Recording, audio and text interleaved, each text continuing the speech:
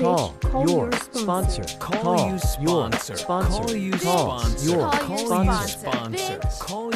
Bitch, call your sponsor. Call your sponsor. Welcome back to Bitch Call Your Sponsor with Misty and Sam. Hi, Misty. Hello, Sam. How are you today? Cheerio. Oh, good. So let's do our primary purpose. Sure. Our primary purpose is for Misty and Sam to grow their friendship and maybe help others. It's up to y'all. Maybe we do, maybe we don't, but we're having fun. Non-attached. Exactly.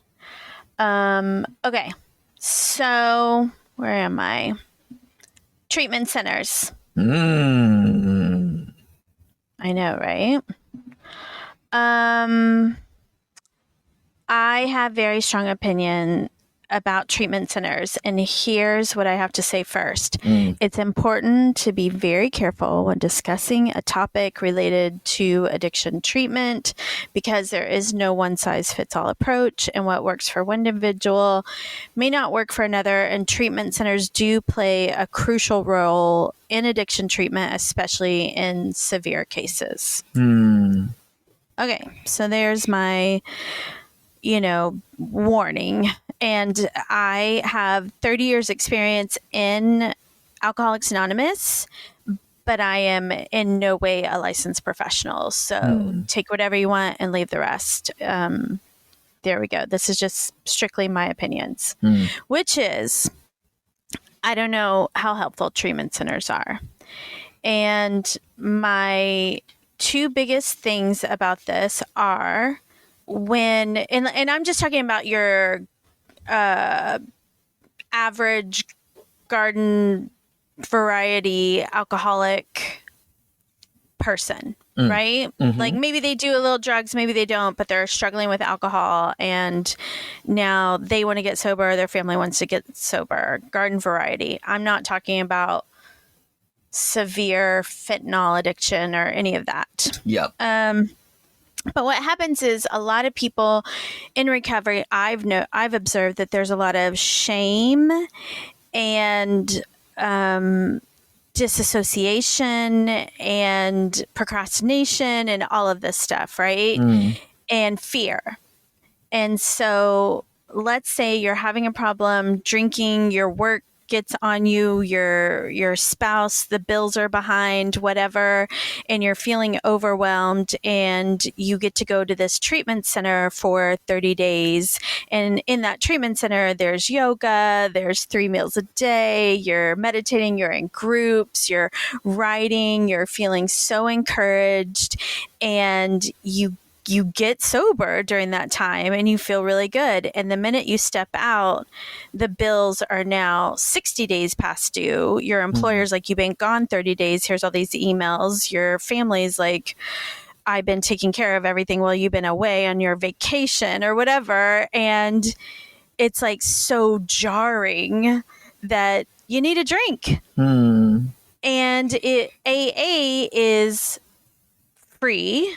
Essentially, I mean, you're asked to give $1, $2 donation, but you just walk in the doors and you have to be a little bit in reality and have people who help you who have experienced strength and hope like a penguin and kind of carry you a little bit, but not all the way so that you're just completely separate from the world outside and getting this delusional break. Yeah. There. That's it for now. I have to have you speak, so I will be quiet. No, thank you for bringing this topic. I think it's so important. So, like you, so my experience is that I didn't do a formal rehab. I was unemployable.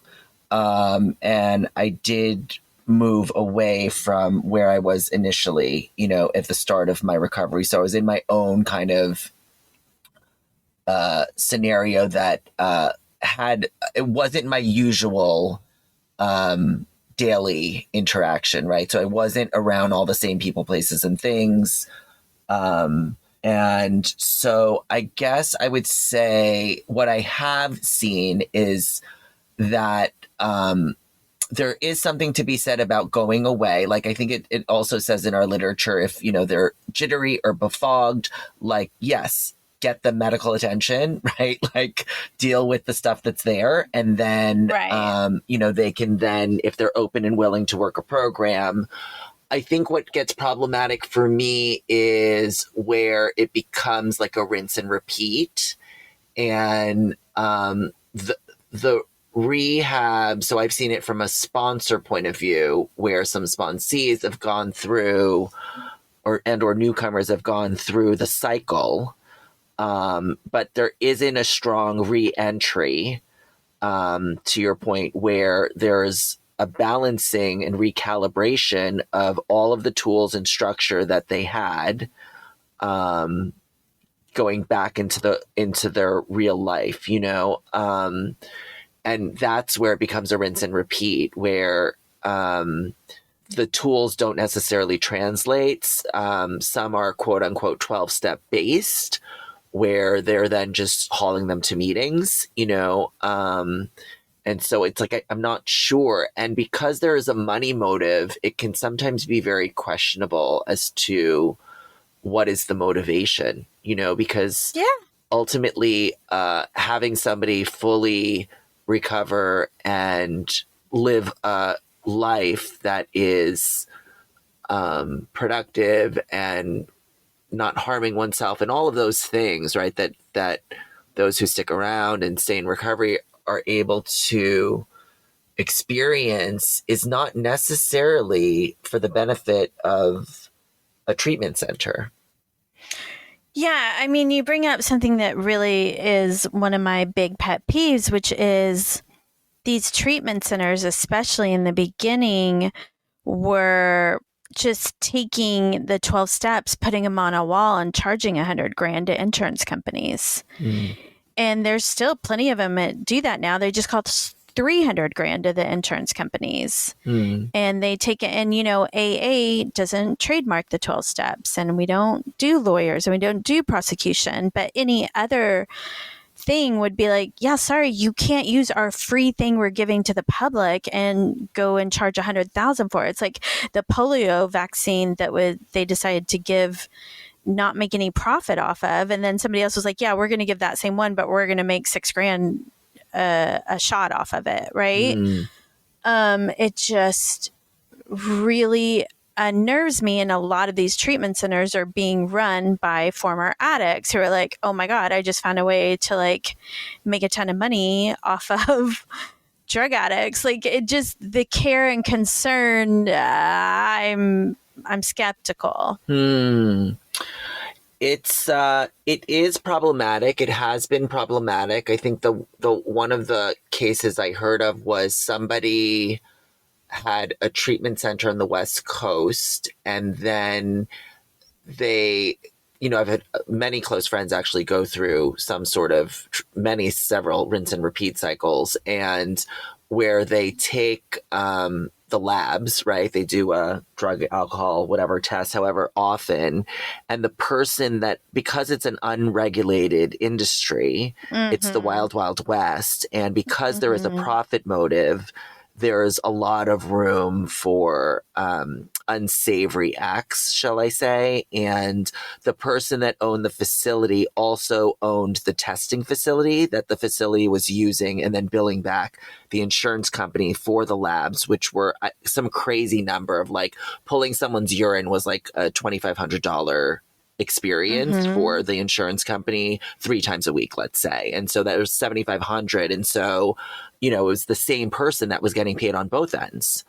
And so it leaves a lot of room for shady things. Yeah. And when you sober up a horse thief, all you have is a sober horse thief. Exactly. So having the prisoners run the prison just leaves many opportunities. And what hurts my heart is that you have tons of families who don't have experience in recovery, and they're looking for help for their, young adult kid. And, there was a recent article where they called these treatment centers, and and they posed as like a 26-year-old woman or a parent of who had a daughter that was 26 years old, and they were looking for treatment. And what they discovered were all the people who were answering the phone were salespeople. They weren't like intake specialists. They weren't treatment. They were just like, yeah, we'll do everything. We'll take care of everything. Yeah, we'll get it, Meanwhile, it's like, it's not out there that like, and they're like, yeah, and we have the 12-step method. It's like, okay, but your 26-year-old daughter, which this was a fake one anyways, but could just go with the rooms of AA and sit down and get a sponsor and try. And, all these numbers that are based on like what you said, rinse and repeat, all these numbers that are based on like AA doesn't work. Those numbers are from treatment centers, because that is where they take the name and do the stuff. We don't do that in AA. And I walked in the doors in very early 90s, and there were treatment center. It wasn't like you walked in and went to a treatment center. Yeah. Like it is now. Yeah. Like you don't even walk in the doors of AA until you've gone to a treatment center nowadays. And I just had to walk in and deal with real life while I was getting sober. And then somebody I'm very, very close to was having, and this is completely different, but was a recovering heroin addict, and his family spent hundreds of thousands of dollars on treatment centers. And what ended up working was him staying on his grandma's couch for 2 months and detoxing, and then going to AA meetings. And he stayed sober for many, many years. It's interesting. Like, I think if I really look at my own experience, I'm really grateful that whatever happened, and I didn't necessarily go through that cycle. Because what I see on the other side is like, yes, there's an intervention. Yes, they agree to go get help. And that, yes, they agree to leave some, town and go all the way to sunny California or wherever, Right. And then are just sometimes put through the system where there's not necessarily recovery in the sense of it's not like they were actually really ready. Like I was ready, So yeah, it's, and like, I think about, okay, well, is there even a solution? I mean, I feel like this is discussed in the AA 12 traditions, where there was an idea to do a multi-level facility where on the first floor you're getting detox, and on the second floor, you're learning steps, and then on the third floor you're getting an education and your teeth back in, and and then the fourth floor, it was this whole like profit thing. Yeah. Right. Yeah. They had already tried this, or had already kind of tested this thing, with regards to having it associated with the program. And I think it just proved that money and this, altruistic movement don't necessarily go hand in hand, or cannot go hand in hand successfully. I'm glad you mentioned that, because I completely forgot about that. And it's a great example of exactly what I'm speaking about. So what it was they never implemented that. It was, Bill was invited to a dinner by the Rockefellers. By the way, obviously the richest family at the time in all of America. Maybe the world at that time, I don't know. But he's invited to a dinner with them because they're really interested in what he's doing. I think one of the cousins or something was getting sober through AA. And Bill, we both talked about how we're very much a Bill. Yes. And he's always hustling. He's always on the lookout for how can I turn this into a money-making venture. And he was like, this is it. And he had a whole plan laid out, like what you're saying, where it's like, and there's a whole floor of getting people sober all the way through, and just give us, whatever he asked for at the time, $5 million, so they could get this going. Sounds fantastic. Right? Exactly. And Rockefeller said, I like your plan, but I think I would be doing you a disservice by just handing you this money for that. I think it would actually ruin the integrity of what you have going. And Bill walked away from that just so defeated, but then later was like, that was exactly the right move. Like, thank God, the divine creator knew better than my ego and my hustle. But yet now what we have is, okay, yeah, we're not involved, but all these people are doing that. Yeah. They're all doing it, and it's all 12-step, whatever the word is, where it's not really AA, but it's 12-step, whatever. Model. Yeah. They're basically have it on the doors, and they're using everything of 12-step and charging families who don't know better. Yeah. Sponsor. Call you sponsor. Sponsor. Call you Call sponsor. your Call you sponsor. sponsor. Call you. Bitch, call your sponsor. Call Part 2 your on Monday. sponsor. Send us an email with comments, questions, or concerns bcysponsor@gmail.com. Don't forget to rate 5 stars.